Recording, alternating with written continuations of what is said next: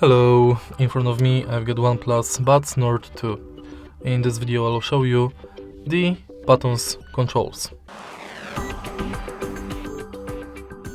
Firstly, let's take out the earbuds from the charging case.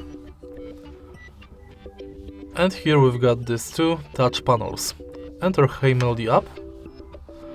And now go to earbud controls and view tutorial.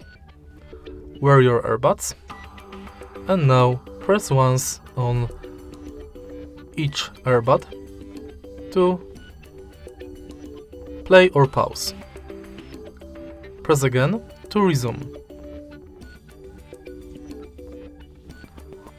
Double tap to play next track and to switch between noise mode controls, press and hold.